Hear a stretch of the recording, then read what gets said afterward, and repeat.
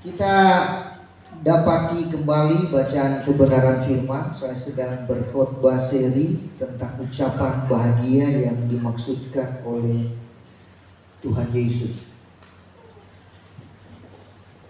Matius pasal 5 ayatnya yang ke-3. Kita akan baca sampai ayatnya yang ke-9. Jika jemaat telah menemukannya, dapat bangkit berdiri. Saya baca ayat 3, jemaat dapat meresponi ayat 4. Saya ayat 5, jemaat ayat 6. Kita silih berganti sampai ayatnya yang ke-9. Ayat 9 kita akan baca secara bersama-sama. Yang paham katakan amin. Puji Tuhan. Ayat 3 mulai. Berbahagialah orang yang miskin di hadapan Allah, karena merekalah yang mempunyai kerajaan surga.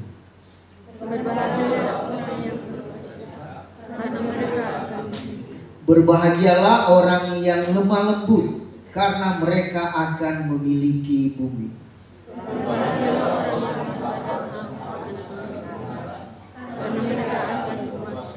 Berbahagialah orang yang murah hatinya, karena mereka akan beroleh kemurahan. Berbahagialah orang yang suci hatinya, karena mereka akan 2, 3. Berbahagialah orang yang membawa damai, karena mereka akan disebut anak-anak Allah. Puji Tuhan, silakan duduk. Kita sudah mendengarkan minggu kemarin tentang berbahagialah orang yang membawa damai di sini, dan kita sudah tahu bahwa untuk bisa sampai pada tahap kita bisa membawa damai bagi orang lain, maka kita harus mengalami ini. Untuk kita bisa menjadi pendamai, kita harus mengalaminya itu, yaitu kita harus didamaikan dengan Tuhan. Tuhan sebagai perantara, Dia sudah mendamaikan kita dengan Bapa di surga. Coba kita lihat itu. 2 Korintus pasalnya yang ke-5 ayat 18. 2 Korintus pasal 5 ayatnya yang ke-18 dan seterusnya.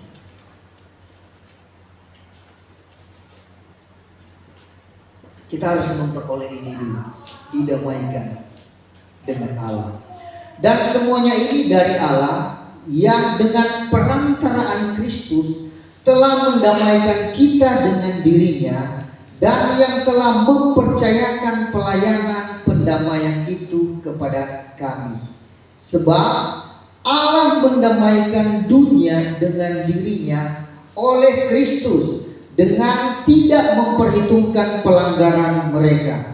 Ia telah mempercayakan berita pendamaian itu kepada kami. Jadi kami ini adalah utusan-utusan Kristus. Seakan-akan Allah menasihati kamu dengan perantaraan kami. Dalam nama Kristus kami meminta kepadamu, berilah dirimu didamaikan dengan Allah.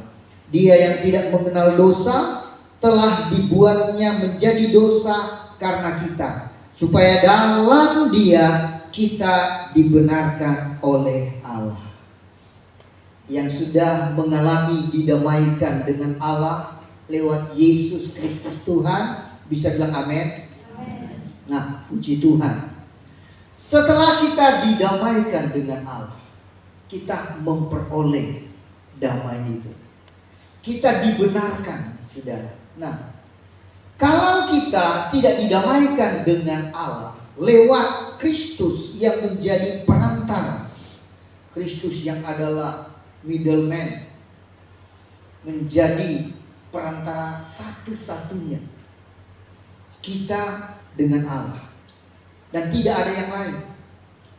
Sebab di bawah kolong langit ini tidak ada nama lain yang diberikan yang olehnya manusia bisa memperoleh selamat, bisa didamaikan dengan Allah Bapa, selain lewat Yesus Kristus Tuhan. Tidak ada nama lain selain Yesus Kristus Tuhan. Nah, setelah kita mengalami ini, Maka damai dari Tuhan ini bukan hanya nempel dalam diri kita. Bukan hanya seperti pakaian yang hari ini ada, yang kita pakai, yang besok kita melepaskan. Kita ganti dengan pakaian yang lain. Tidak, saudara. Damai dari Tuhan itu harus ada dalam diri kita. Harus masuk di dalam hati kita. Dan benar-benar menjadi bagian hidup kita. Sesudah itu menjadi gaya hidup kita. Kita alami dulu. Setelah kita mengalaminya, maka itu dapat tereksplor keluar. Bisa dilihat. Bisa menjadi pembawa damai. Kita bisa sekarang untuk bisa mempertontonkan hidup yang sudah didamaikan dengan Allah. Dan ini kalau ada dalam diri kita, terkadang saudara, kita belum ucapkan, kita belum berkata-kata, orang sudah melihat ada damai dalam hidup kita.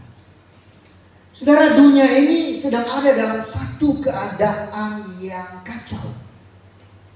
Dunia sedang ada dalam satu keadaan yang bingung, satu keadaan yang cemas, khawatir, saudara. Dunia sedang ada dalam keadaan-keadaan seperti ini. Dan mestinya kita gereja sudah harus menjadi pembawa damai, menunjukkan damai, mempertontonkan kehidupan yang ada damai dalam hidup kita. Kalau gereja tidak dapat membawa damai lagi, mau jadi apa saudara dunia ini? Kita harus menjadi garam. Kita harus menjadi terang. Kita harus membawa damai. Ini harus ada di dalam gereja. Yang lebih parah kalau justru gereja yang mengalami stres, yang mengalami depresi, yang mengalami kekacauan. Kalau gereja yang mengalami kecemasan, kebingungan, mau jadi apa saudara?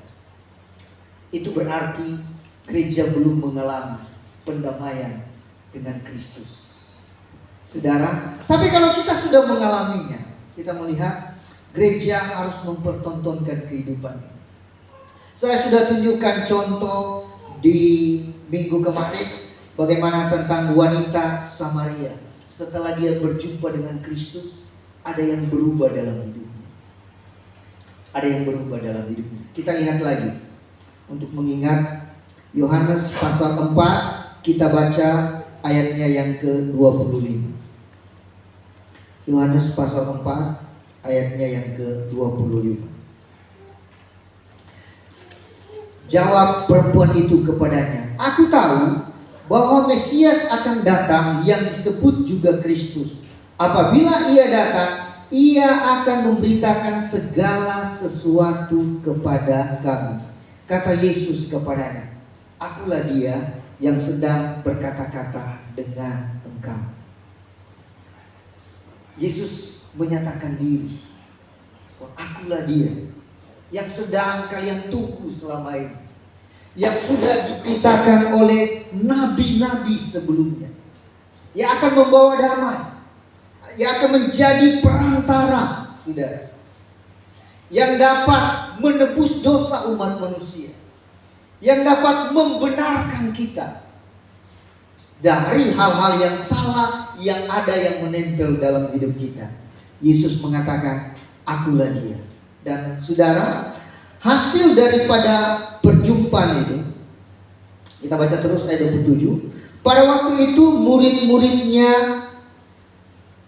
dan mereka heran bahwa ia sedang bercakap-cakap dengan seorang perempuan, tetapi tidak seorang pun yang berkata, "Apa yang engkau kehendaki?" atau "Apa yang engkau percakapkan dengan dia?"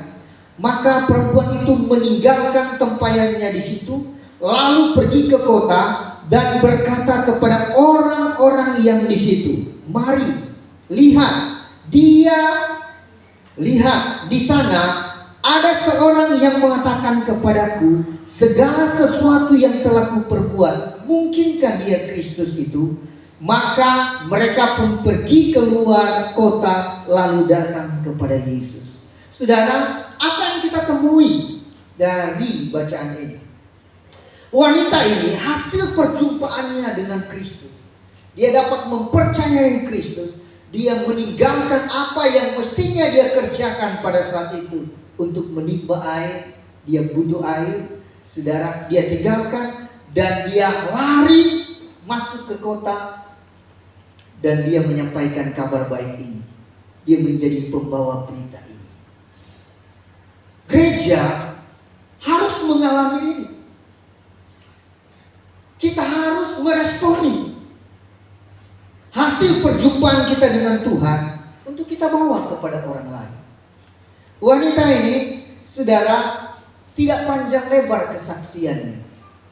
Dia hanya mengatakan kepada setiap orang yang dia jumpai, ayatnya yang ke-29 dari Yohanes pasal 4 tadi. Dia katakan, mari lihat, di sana ada seorang yang mengatakan kepadaku segala sesuatu yang telah kuperbuat. Ini kesaksiannya, singkat, jelas. Dia bilang, saya sudah berjumpa dengan seseorang yang menyatakan dirinya Kristus. Dan dia mengalami hasil perjumpaan itu. Dia merasa damai berjumpa dengan Tuhan. Dan kabar baik itu dia lanjutkan pada orang lain. Dia katakan, mari lihat, di sana ada seorang yang mengatakan kepadaku segala sesuatu yang telah kuperbuat. Mungkinkah dia Kristus itu? Yesus tahu apa yang diperbuat wanita ini. Semua yang dia perbuat, semua Tuhan tahu. Kalau Tuhan tahu keadaan kondisi dari wanita ini, Tuhan yang sama itu juga yang mengetahui keadaan dan kondisi saya dan saudara. Tidak ada yang tersembunyi. Semua terbuka di hadapan Tuhan. Nah, dan kita lihat wanita ini dia bawa kabar baik ini. Kita lompat ayatnya yang ke-40. Dari Yohanes pasal 4 ayat 40, hasil daripada kabar baik yang dibawa oleh wanita Samaria ini. Ayat 40, ketika orang-orang Samaria itu sampai kepada Yesus, mereka meminta kepadanya supaya ia tinggal pada mereka, dan ia pun tinggal situ 2 hari lamanya. Dan lebih banyak lagi orang yang menjadi percaya karena perkataan Yesus. Dan mereka berkata kepada perempuan itu, kami percaya, tetapi bukan lagi karena apa yang kau katakan, sebab kami sendiri telah mendengar dia, dan kami tahu bahwa dialah apa, saudara? Benar-benar juru selamat dunia. Berawal dari wanita Samaria ini yang berjumpa dengan Kristus. Dia mengalami hasil perjumpaannya itu, dia merasa damai, sukacita, hingga meluap itu, tak tertahankan, tak terbendung, saudara. Aliran damai itu bagaikan sungai yang mengalir dalam hidupnya, tak terbendung, saudara. Begitu kuat, begitu deras, hingga siapapun yang ia jumpai tak tertahankan.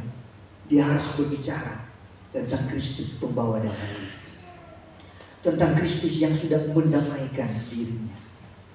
Dan dia bawa orang-orang di kota Samaria itu datang kepada Yesus. Selanjutnya orang-orang itu menjadi percaya kepada Kristus dan mereka mengakui Yesus Kristus benar-benar juru selamat dunia. Wanita Samaria yang membawa damai. Nah, saudara, mari kita lihat, saudara, tentang tokoh yang lain, seorang wanita lagi. Kita akan lihat Di dalam 1 Samuel pasalnya yang ke-25. Saudara temukan 1 Samuel 25. Kita baca ayat yang ke-32. 1 Samuel 25 ayat 32. Lalu berkatalah Daud kepada Abigail, terpujilah Tuhan Allah Israel yang mengutus engkau menemui aku pada hari ini. Terpujilah kebijakanmu dan terpujilah engkau sendiri, bahwa engkau pada hari ini menahan aku daripada melakukan hutang darah dan daripada bertindak sendiri dalam mencari keadilan. Tetapi demi Tuhan Allah Israel yang hidup, yang mencegah aku daripada berbuat jahat kepadamu, jika engkau tadinya tidak segera datang menemui aku, pasti tidak akan ada seorang laki-laki pun tinggal hidup pada Nabal sampai fajar menyingsing. Lalu Daud menerima dari perempuan itu apa yang dibawanya untuk dia dan berkata kepadanya, pulanglah dengan selamat ke rumahmu. Lihatlah, aku mendengarkan perkataanmu dan menerima permintaanmu dengan baik. Saudara, apa yang kita dapati dalam kisah ini? Seorang wanita, seorang ibu, seorang istri yang bernama Abigail. Kita melihat, saudara, dia dapat menjadi perantara. Dia dapat menjadi perantara untuk bisa membawa damai, mendamaikan, dan memberikan kesejukan, saudara. Pada saat ini kita melihat ada satu persoalan. Kalau Abigail tidak berlaku bijaksana, tidak menjadi wanita yang bijak, yang menjadi perantara membawa damai, maka bahaya sudah ada di depan, di dalam keluarga. Saat itu Daud dengan orang-orangnya, mereka hidup di padang. Mereka tidak mengganggu siapapun. Bahkan ada seorang yang bernama Nabal. Nabal ini dia punya ternak di padang. Ternaknya ini tidak pernah diganggu dan tidak pernah diambil oleh Daud dan orang-orangnya. Ternak-ternaknya bahkan turut terjaga dengan kehadiran Daud dan teman-temannya. Ada satu kebiasaan pada saat itu, para peternak-peternak, mereka melakukan satu acara pengguntingan bulu domba. Mereka buat satu acara besar-besaran, dan biasanya mereka mengundang orang-orang yang mereka merasa baik, yang perlu untuk diundang. Mestinya Daud dan orang-orangnya termasuk dari bagian itu, karena ternak-ternak mereka di padang turut terjaga dengan kehadiran Daud dan orang-orangnya. Daud dengan sopan, dengan santun berkata, dia utus 2 orangnya, sampaikan kepada Tuan Nabal, kalau dia sedang melakukan pesta perayaan, dapatkah kami yang tinggal di padang mendapatkan sesuatu dari pestanya, makanan atau minuman? Daud suruh 2 orang. Tapi saudara, yang terjadi, kita melihat bahwa Nabal ini dia menyambut dengan kasar kehadiran 2 utusan Daud ini. Dia katakan, siapa itu Daud? Dan dia maki-maki. Siapa itu orang yang lari dari tuannya? Dia mulai menyasar bahwa Daud lari dari tuannya Saul. Dan selain dia tidak memberikan apa yang bisa dia berikan, dia juga maki-maki dan menghujat Daud. Pulanglah 2 orang utusan Daud ini menyampaikan kepada Daud. Dia katakan bahwa Tuan Daud, kita tidak dapat apa-apa. Bahkan Nabal, dia juga mengucapkan ini dan itu kepada Tuhan. Saudara, Daud pada saat itu juga lepas kontrol. Daud menjadi marah. Dia menjadi naik pitam, saudara. Artinya, Nabal sudah buat salah, tetapi Daud juga sudah lepas kontrol, dan Daud juga akan melakukan satu kesalahan lagi. Karena amarah. Karena amarah. Salah dengan salah akan bertemu, saudara. Tetapi pada waktu Daud sudah berikhtiar, dia mengatakan kepada orang-orangnya, silakan persiapkan pedang. Kita akan turun menemui Nabal. Dan Daud sudah berikhtiar yang salah. Daud berkata, semua laki-laki yang ada di rumah Nabal tumpas habis. Daud sudah melihat ini bagaikan peperangan. Daud sudah terlatih dengan perang. Anak buahnya sudah terlatih dengan perang. Kalau pemimpin sudah berkata, ambil pedangmu, turun, laksanakan tugas, mereka siap melakukan. Daud juga sudah berpikir yang salah. Daud sudah berkata, sebelum fajar menyingsing, jangan tunggu pagi. Sebelum pagi, semua laki-laki yang ada di rumah Nabal harus mati. Entah anaknya, entah saudaranya, entah pekerja-pekerjanya, saudara. Tapi apa yang kita baca di sini? Abigail telah menjadi perantara. Dia bisa menjadi pembawa damai. Dia ada di tengahnya. Abigail mendengar bahwa ada bahaya yang sudah mengancam keluarganya. Karena keluarganya yang duluan mengundang bahaya, yaitu kepala keluarga. Bapak-bapak yang ada sebagai kepala keluarga, biar kita menjadi pelindung buat keluarga kita. Jangan karena perbuatan kita akhirnya berdampak sampai kepada seluruh keluarga, anak-anak kita, seisi rumah kita.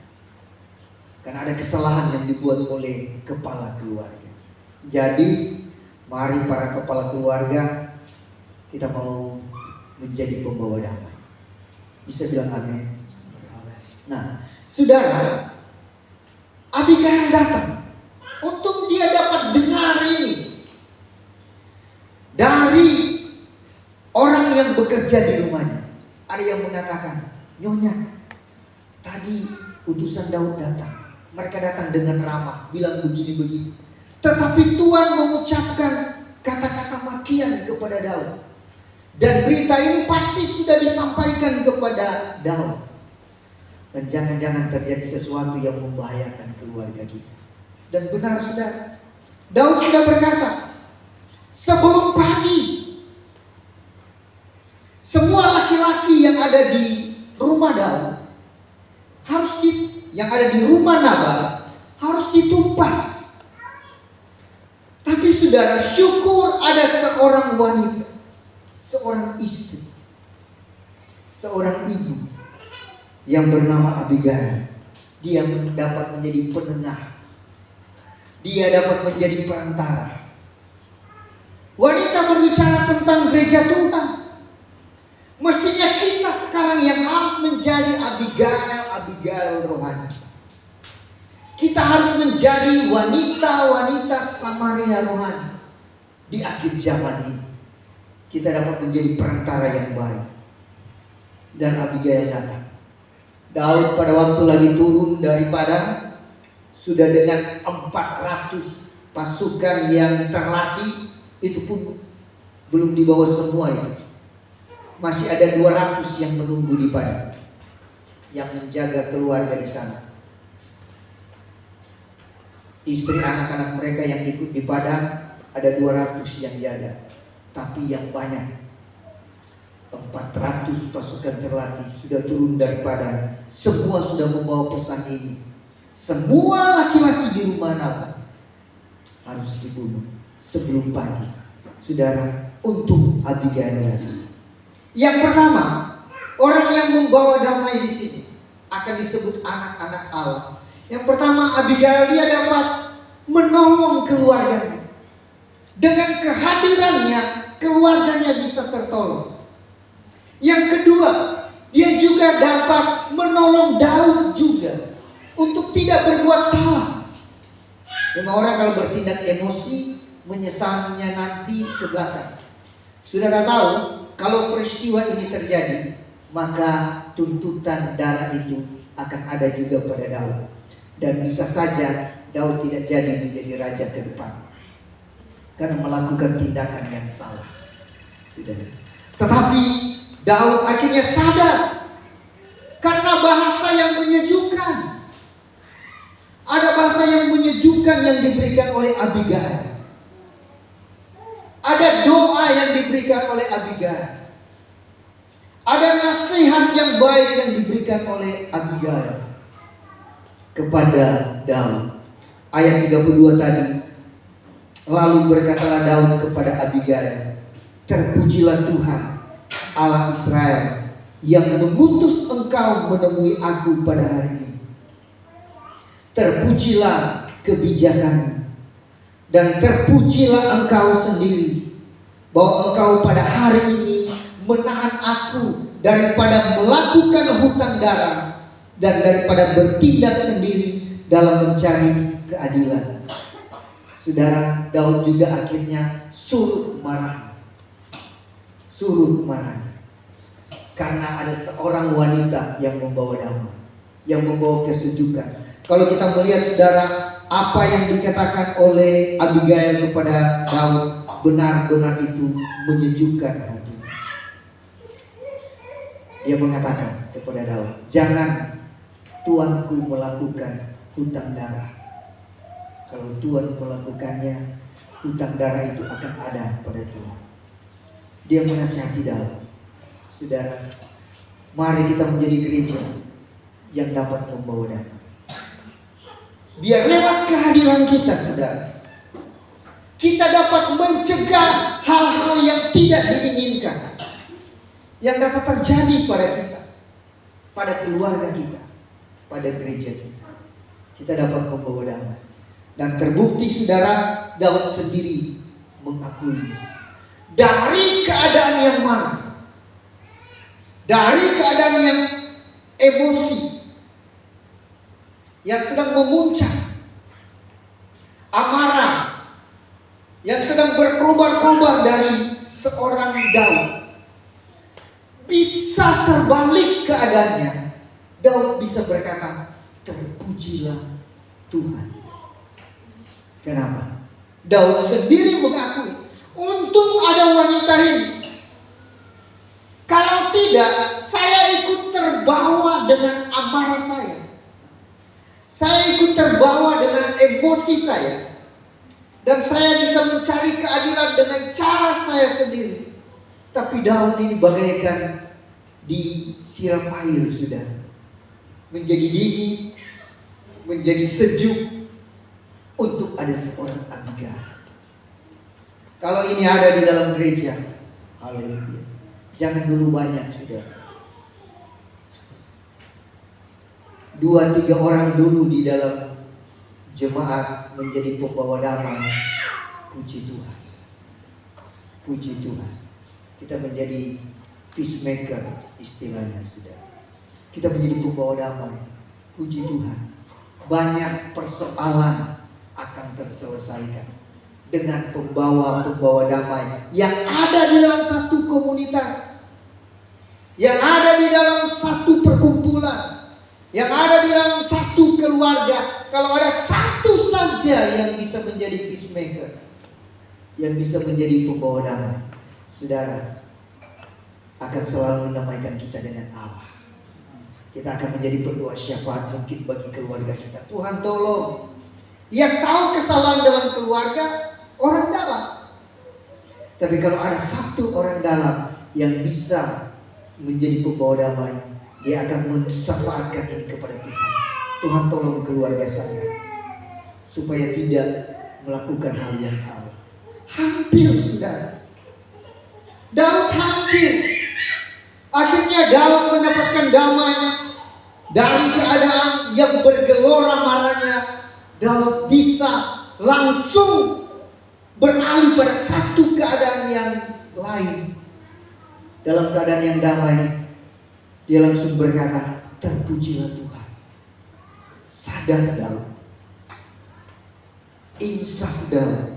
Dia berkata, terpujilah Tuhan.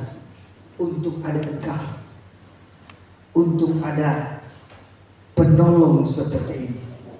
Terpujilah kebijakanmu, bahwa Engkau pada hari ini, ayat 33, menahan aku daripada melakukan hutang darah dan daripada bertindak sendiri dalam mencari keadilan. Haleluya. Saudara mau menjadi seperti Nabal atau Abigail? Jadilah seperti Abigail.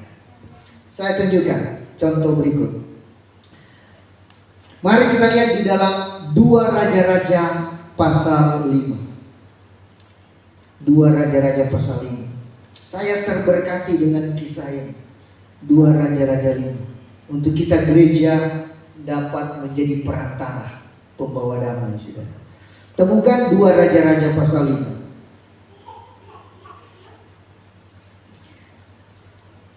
Kita dapati ayatnya yang pertama sampai 4.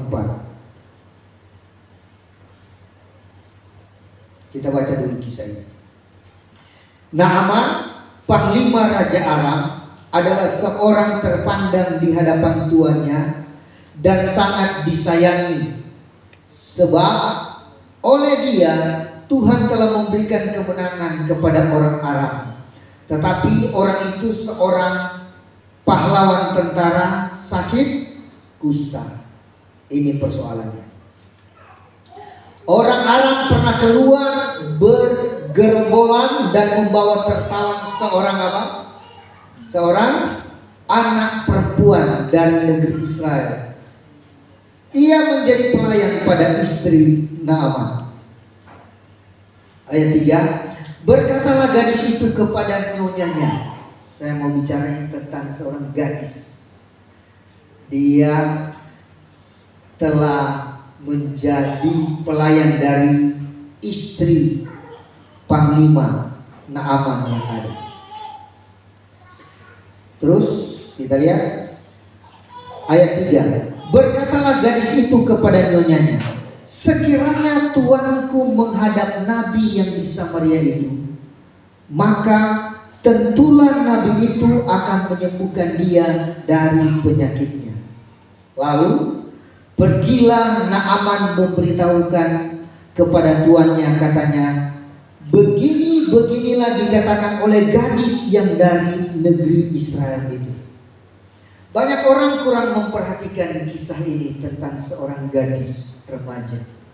Tetapi saudara, gadis ini dia dapat menjadi perantara untuk orang bisa berdamai dengan Tuhan dan menemukan Tuhan. Saudara, tidak main-main. Seorang panglima perang Naaman bisa menjadi percaya kepada Tuhan lewat wanita ini. Jadi sebenarnya kita dimanapun kita berada, dimanapun kita bekerja, seperti gadis ini dia bekerja pada istri Naaman, panglima Raja Aram. Dia bisa menjadi berkat di sana. Dia bisa menjadi perantara di sana. Dia bisa menjadi saksi di sana. Dan dia sampaikan kepada nyonyanya, nyonya, Tuan kan ada sakit kusta. Seandainya Tuan panglima Naaman dapat pergi kepada seorang hamba Allah, seorang nabi yang ada di Samaria, Tuhan bisa sembuh. Akhirnya dapat kabar ini, nyonyanya sampaikan kepada suaminya. Bilang, Pak, ada pelayan yang kerja dengan saya. Dia bilang ada nabi, ada pelayan hamba Allah yang bisa menolong engkau. Coba engkau ke sana, siapa tahu engkau tertolong. Singkatnya saudara, Naaman mengikutinya dan dia pergi. Kita lompat ayat 14. 2 Raja-Raja 5 ayat 14.